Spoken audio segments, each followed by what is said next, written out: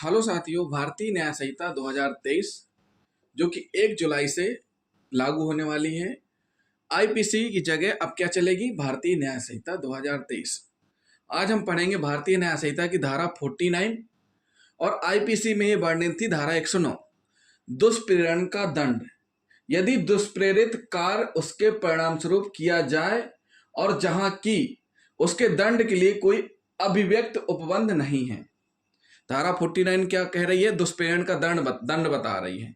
दुष्प्रेरण का दंड, इस धारा के अंतर्गत यह प्रावधान किया गया है कि दुष्प्रेरक को भी वही दंड दिया जा सकता है जो कि अपराध कारित करने वाले अभियुक्त को दिया जाता है।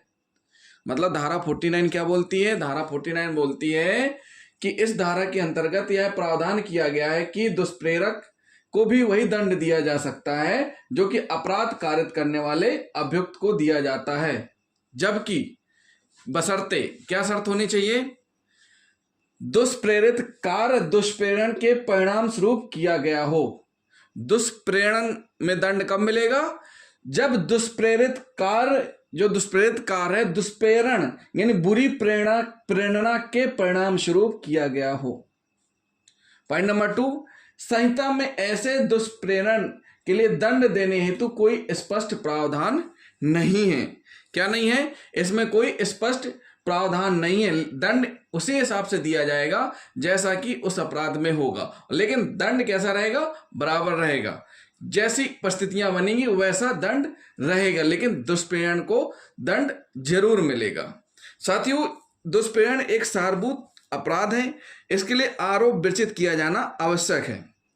इस धारा के अंतर्गत उन मामलों पर हम देखेंगे जहां कि दुष्प्रेरित कार्य दुष्प्रेरक के आशय के अनुसार किए जाए, अर्थात यदि दुष्प्रेरक ने जिस अपराध कार्य का दुष्प्रेरण किया था उसी प्रकार से कारित किया गया है तो अपराधकर्ता तथा दुष्प्रेरक दोनों को एक समान दंड दिया जाना चाहिए। किंतु यदि दुष्प्रेरित अपराध का परिणाम दुष्प्रेरक के आशय से भिन्न हो तो उस दशा में दोनों के दंड भी भिन्न हो सकते हैं। उस दशा में दोनों के दंड भी भिन्न हो सकते हैं। उदाहरण के लिए इसमें 2 उदाहरण हम आपको समझाएंगे। खा को मिथ्या साक्ष्य देने के लिए का उकसाता है। मिथ्या साक्ष्य यानी झूठी साक्ष्य देने के लिए कौन उकसाता है? का। खा उस उकसाहट के परिणाम स्वरूप वह अपराध करता है। का उस अपराध के दुष्प्रेरण का दोषी है और उसी दंड से दंडनीय है जिससे खा है। दूसरा उदाहरण, का को विष देने का षड्यंत्र का और खा रचते हैं। या को विष देने का षड्यंत्र का और खा रचते हैं। का उस षड्यंत्र के अनुसरण में विष उपाप्त करता है और उसे खा को इसलिए प्रदत्त करता है कि वह उसे या को दे। खा उस षड्यंत्र के अनुसरण में कि वह विष का की अनुपस्थिति में या को देता है और उसके द्वारा या की मृत्यु कारित कर देता है। यहाँ खा हत्या का दोषी है, का षड्यंत्र द्वारा उस अपराध के दुष्प्रेरण का दोषी है, वह हत्या के लिए दंड से दंडनीय माना जाएगा। उदाहरण फिर से समझ लीजिए। या को विष देने का षड्यंत्र, या एक व्यक्ति है जिसको विष देने का षड्यंत्र कौन बनाता है? का और खा रचते हैं। ठीक। का उस षड्यंत्र के अनुसरण में विष उपाप्त करता है। का क्या करता है?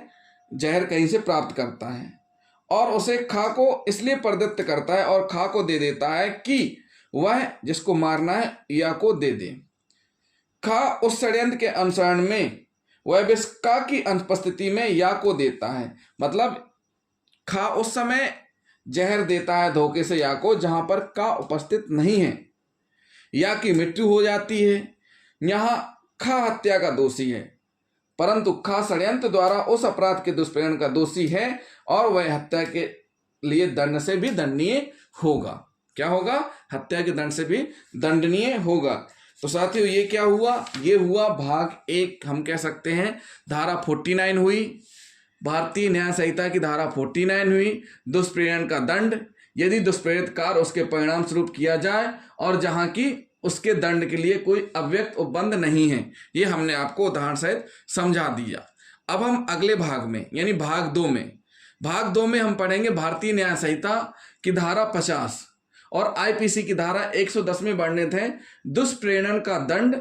यदि दुष्प्रेरित व्यक्ति दुष्प्रेरक के आशय से भिन्न आशय से कार्य करता है। क्या